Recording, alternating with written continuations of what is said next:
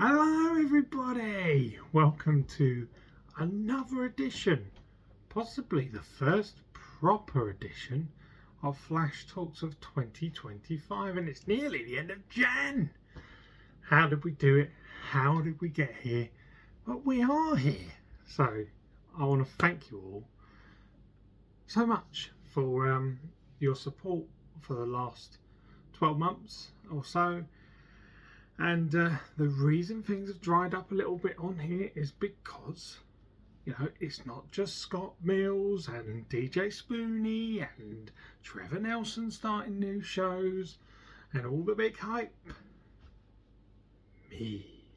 I returned to the airwaves this month after 16 years away. And it was a real exciting return for me personally, and to be able to just get on with it, and it's been fantastic. I've done 3 shows so far over on reachonair.com. If you've not heard any of it yet, get on over there. Not just me, there's plenty of amazing presenters over there. I've really found a new home. I'm really excited listening to Reach On Air. It's just fantastic, and I'm so pleased that I've had the opportunity to jump on board there. Show number 1 was the pilot. That wasn't the real show number 1. None of my music worked. So if you check out my review, it's over there. I've done a review of my first show on there. It's got better since then. Show number 2, I had music, and I had plenty of music. More music than talk. Sounding like some crappy commercial station now, aren't I? More music, less talk. That was me. And the third show was rather balanced. I had a lot of great feedback from Sunday night's show. Thank you very much.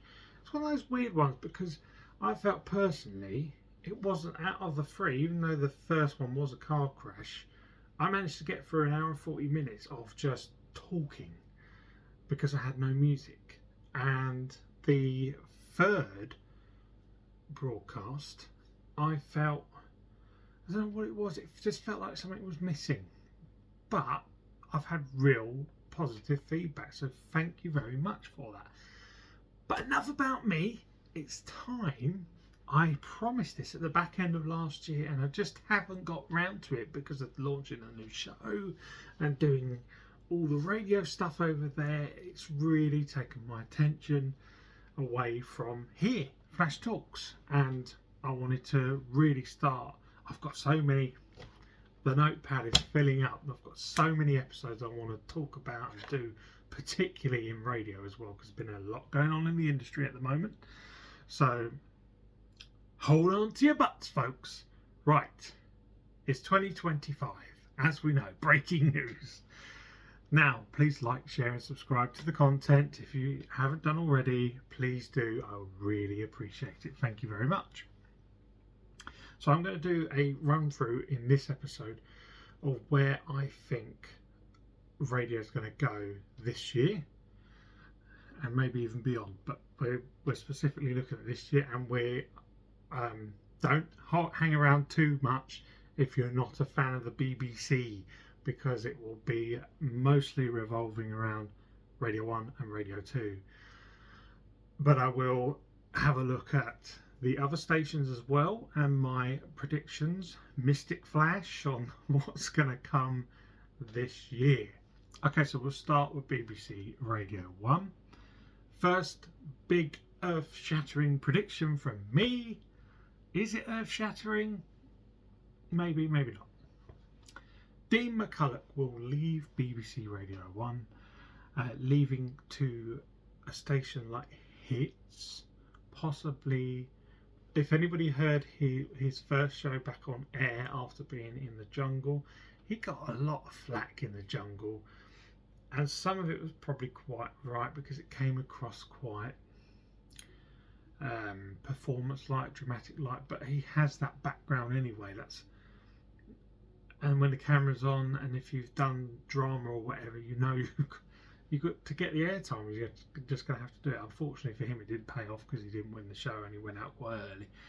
But I've had messages read out from him since. I think his first show back, he actually read out my message, and I'm not one of these people that's going to go, oh, I hate Dean, he's horrible, and all this kind of stuff like that. And we had all the noise in the papers and all that, blah, blah, blah, blah, blah. Listen, it is what it is. There's people in workplaces who we get on with us, and there's people we don't. We've all been there, whether he's a nice guy or not. I personally think he's used the experience to find something else and move on from Radio 1. Radio 1 was his first major platform, and then what's his next move? I think it will be with a commercial station. People have said to me Capital. I personally don't think he'd suit Capital, and there's that. Again, I don't really like gossip, but there's the gossip that Jordan North and Dean did not get on. I don't know how true that is. It's all tit for tat, isn't it? So who knows? But I could see him heading over to somewhere like Hits. It's another radio brand that is growing fast, and do you know what? I've said before on record, Hits is alright. I don't mind it. Some shows are, well, like any commercial brand really, it's so heavily involved to competitions, ads, and the same repetitive playlist. But I have tried to, now getting back into radio, I have tried to keep an open mind and listen out for special talents in radio, because there must be a lot of it in the commercial sector. Bear with me. And obviously my mind also has been Horizon, my favourite show last year. If you haven't seen that episode, go back. That was a car crash. This hopefully is going better. But Jordan North's breakfast show on Capital, I gave as my absolute favourite of last year. Will it be come the end of this year? We'll find out. Actually, I'm going to do an episode on breakfast shows coming soon, so stay tuned for that. So Hits had their record highs last year of around 4 million plus, and that's a big, you know, this brand, I don't know how long it's been going now, but of course the Hits network, Hits and Greatest Hits, are taking over small local stations, sadly, but they're copying exactly what Global do, and it's a real shame.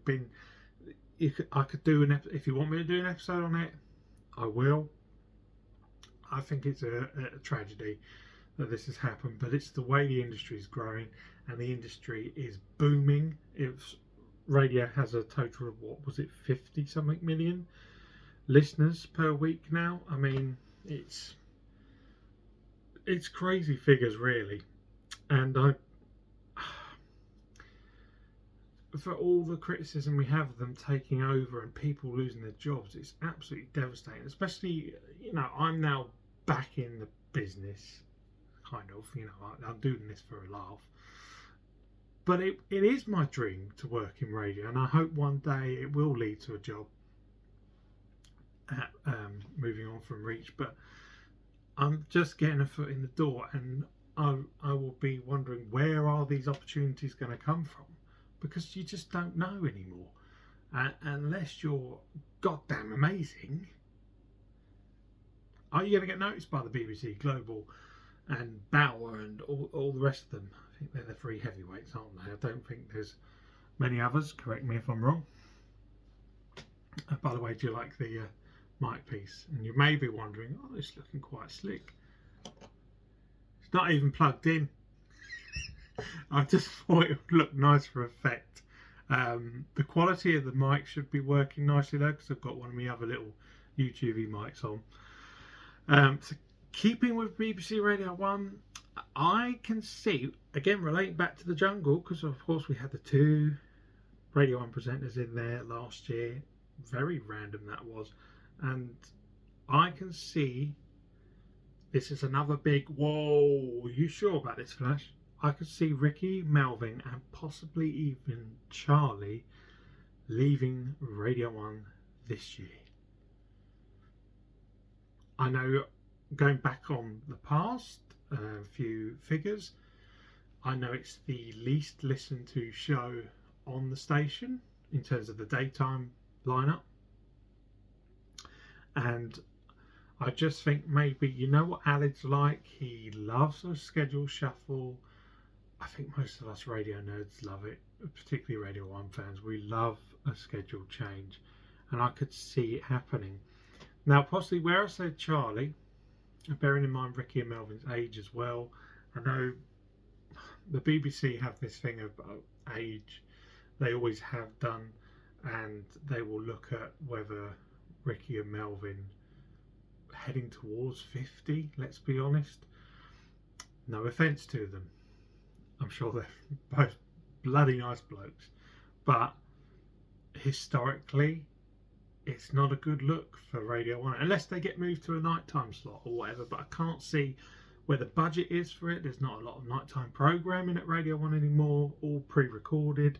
And I'm sure they wouldn't want to do pre-records. I mean, these guys, given their due, have been in the industry long enough. But my prediction there would be either Charlie takes the slot, the live lounge slot, solo, and have it go back to its grassroots, bringing football into it now of like Fern Cotton, Joe Wiley days, and have it just a solo female presenter, which I've always preferred in that slot. I don't know why. I just don't think the whole zoo format works at that time of the day. It's three mates, three really good mates. I don't know why. It just feels misplaced. It might work at a different time of day. Who knows? They obviously did do nights first and then went. But I can see Ricky and Melvin, it's not Mel B, Melvin moving on from Radio 1 this year. Now, my prediction for that, where would they go? Like I said, these are absolute pros. They could stay in the industry. They've done Bauer. They've done the BBC. Could they head to global? Could we get new hosts of Capital Extra Breakfast? Because obviously Jordan's on the main station. Capital Extra, could it have a shake-up? And these two end up over there. It'll be a big news for the industry and probably increase ratings because they are rather popular. Whether Charlie goes with them or stays with the BBC remains to be seen, because she's Mrs. Dance Anthems. Could they then, if she left, Ariel steps in there, or one of the other, Sarah Story? You just don't know. Interesting times, but that is a prediction from Flash on that. Now, here's the earth-shattering one. Don't say it, Flash. Don't say it, Flash. Greg James will remain on breakfast. Of course he is. He's the biggest name at the station. Radio 1 needs the big name, and he, for me, is, other than maybe Vic Hope, is the star of the station, and Radio 1 across its history has to have a big name. At least one. Normally, you know, they're full of them, but now they're full of the up and coming talent. I'm going back to football again, but it's a bit like Manchester United, but not as messy as Manchester United. This station has a massive history, and it's trying to rebuild itself and get to a new level of popularity, or change its whole image and sound, and it evolves. It's what Radio 1's always been good at, is evolving. But I think Greg has to be the head honcho going forward. He's going to be 7 years this year, and I predict he will beat Chris Moyles' 8.5-year record. So he'll be there for, I could see him going all the way up to Radio 1's 60th anniversary in 2.5 years' time. Now, I know I'm not trying to be personal here, but Jamie Laing, please leave, please. I've just, that show, every time I tune into it, he's never there, or when he is there, he just irritates me. There's so many good, talented people in radio.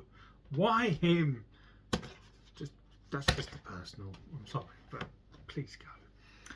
Moving on. BBC Radio 2. Scott Mills. The Radio 2 Breakfast Show. The Scott Mills Breakfast Show launched this week. I've thoroughly been enjoying it. And I'm predicting that it's going to be more like his old Radio 1 show, and I think over time it's going to get there. The humour, that old Scott humour, is certainly coming out, and he's already not being afraid to try different things. He keeps saying, oh, the team has said don't do this, but I'm going to do it anyway. I like it, and yeah, I think it's going to get better and better, the Scott Mills Breakfast Show. I absolutely love the jingles. I really do. And next for the station, I predict Vernon Kay will continue to be Britain's most listened to radio programme. With him and Ken Bruce, between the two of them, I can see them smashing the 11+ million listener mark. Because Vernon's 6 million, correct me if I'm wrong, get in the comments if I'm wrong, and Ken Bruce is about 5, so that means they already have, but I think it's around those sort of numbers. Maybe going forward that's what they're going to get to, 11 million. But there's something about that time of the day, it seems to be numbers are increasing, perhaps in the older audience. Let me know if I'm wrong again, but I'm pretty sure they're both there or thereabouts at 11 million, and I can see it continuing to get bigger and bigger for both of those shows. But I can just see Vernon getting better and better and bigger and bigger. Now I've actually heard it. This kind of helps with this episode. I predicted, my notes were made around Christmas time, so I hadn't heard any of this programme. Trevor Nelson to become a unique sound to Radio 2 afternoons. We're now on day 3. I didn't hear today's show, I was too busy with blooming trains. But I listened yesterday and Monday. I even got a shout yesterday. Thank you, Trev. And so yeah, thanks, Trev. I mean, I haven't listened to Trevor Nelson since Radio 1 days, if I'm brutally honest. I used to listen to him on a Saturday afternoon, sort of around the time when I wasn't massively into football, and his show was so unique compared to the rest of the station, and it feels like it's exactly the same here. I would say his show is around 80, maybe 85% soul music, and then other playlisted tracks get put in, and I just think it's going to make his show really stand out across any network, because most radio stations now follow a format all day long. It's just the same sound, so people will look forward to tuning into Trevor Nelson on Radio 2 for something different, and I think it will become a great unique show, and I could see Trevor doing that slot for many years. And of course a lot of people will say, well, not like Steve Wright, is it? It's a very different sound to Steve Wright. Of course it is. And Steve is the legend of that afternoon slot, and God rest his soul, I'm sure he'd be very happy with Trevor's work going forward. I think Trevor Nelson, and I'll be intrigued to see the listening figures, because it's a shame we don't really get a lot of these figures, but I can see it hit the ceiling, possibly even getting more than what Scott got in the afternoons. But time will tell. A lot of people might think the opposite of what I just thought, and think, I don't like this sound, I prefer my happy jolly playlist. Whatever. Can't please them all. Okay, next prediction for Radio 2. I think there will be a departure this year, and that will be Jeremy Vine leaving after 22 years. That is my prediction, just purely because I'm going back to that whole age thing I said about Ricky and Melvin. And I know Radio 2 is very different. with regards to age, but we have seen the way the trend has been going under Helen, and I could just see that happening. And Tina Daheley seems primed and ready to take over the Topic show. Let's see what happens there. The other one is, this is my big bold decision. I don't make the decision. Big bold prediction. Zoe Ball's coming back, but we still don't know in what form. She said in the spring we'll find out what it is. Part of the prediction head thinks she's going to do like an exclusive BBC Sound show where it's like full of music, almost like the playlist stuff they put on Sounds. Sounds is good, I like Sounds, but it'd just be a way of getting the rest of her contract out, so she's got to do something while she's still employed by the BBC.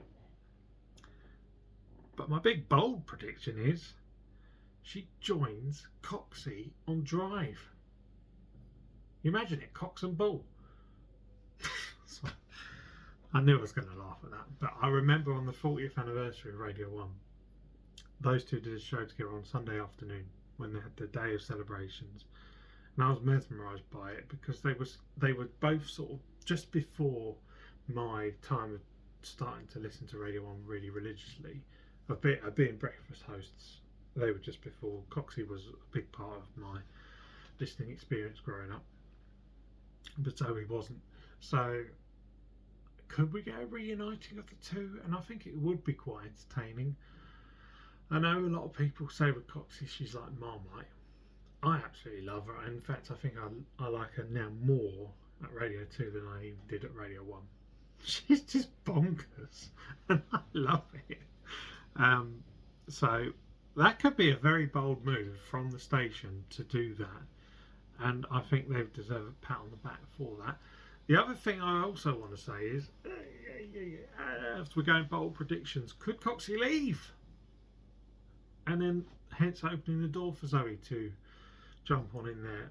Something I noticed, I don't know if anybody did, at the start of this month, possibly December, Sarah Cox appeared on Virgin Radio doing an interview about her book, I believe, and I just saw the clip of it online and I thought, would the BBC be actually happy about her going? I know it's her book, she's got to go and promote it, but would they be happy about her going over to a rival station and doing an interview?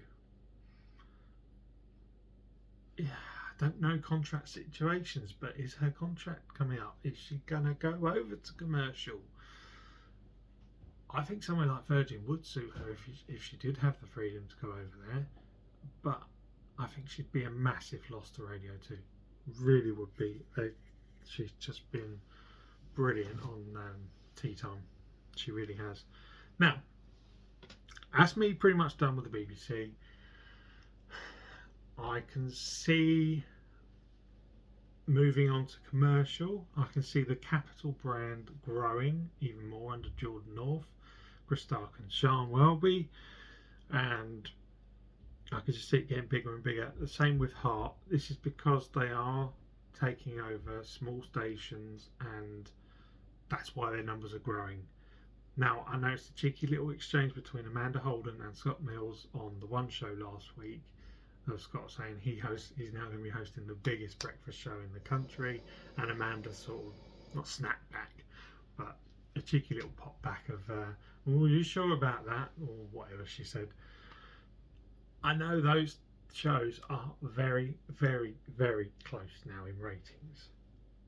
Is Scott's going to increase, decrease, Amanda's and Jamie's increase? First of all, so pleased to hear Jamie Theakston is over cancer. Brilliant news. He seems like a really nice guy. So, is this the year that Heart becomes the most listened to breakfast show in the country? Oh, please, no.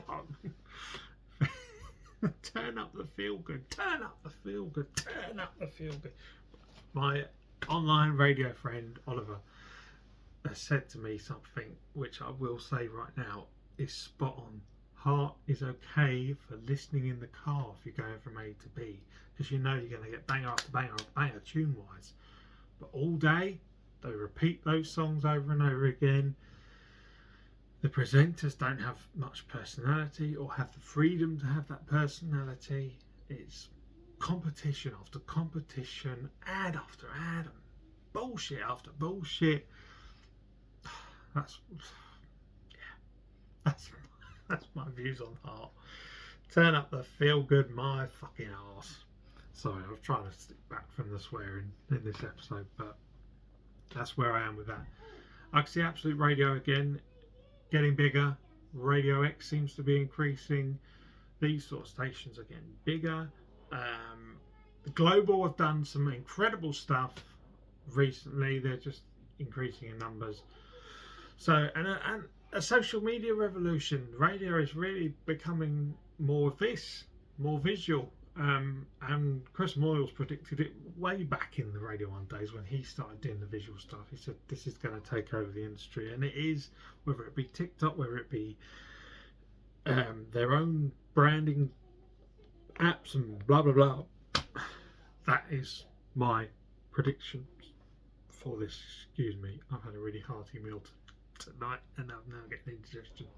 I'm going to wrap it up, but that's pretty much my overall thinking around where the industry is going to go. Kiss, keep an eye on Kiss, because their brand has been plummeting in the last 12 months or so. So I think they'll do something to, well, they have, haven't they? They are pointing right at the camera there. They have signed a deal with Channel 4.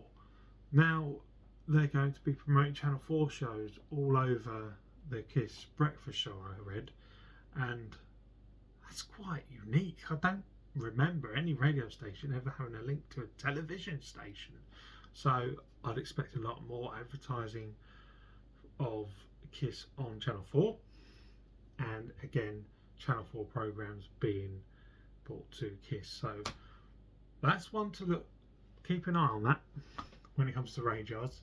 Radars are due next month, very very soon actually. I think it's next week. So I've got a lot of episodes coming, folks. I've got Radio 1 Weekend scheduled to review. Brand new schedule launched a couple of weeks ago. I've also got the review of the New Look Radio 2 to do. That's going to be a very interesting video, I hope anyway. And I also have breakfast. I'm going to do a show specifically surrounded around breakfast shows. Possibly if I get the time, I'll do one specifically reviewing Scott Mills's breakfast show. There's a lot of radio content coming your way. And cheeky little plug, Reach On Air, I'm back this Saturday night with a very, very unique show. It's the build up to WWE's Royal Rumble. 2 hours non-stop wrestling music. A lot of you are going to go, oh, for goodness sake, why? But it's unique. What other radio station is going to do that? So Reach On Air Saturday night, 9 till 11 PM, right before the Royal Rumble. Then I'm coming over to here on YouTube to do a watch along. So, thanks folks. Get in the comments below. Let me know what you think is going to happen this year, 2025. I want to know. I'm trying to make the time to reply to all of my comments. Some of them have got really busy on some of my videos, and I do apologise if I've been slow in responding, but I really appreciate those comments. Thank you so much. It seems to really create a conversation around the industry that I love. So, nice one everybody. Please like the video. Please hit subscribe if you haven't already, and comment, like, share the video. Let people know about Flash Talks. I come here, I talk about radio and my other interests. Thanks everybody. Have a lovely time. I'll see you on the next one.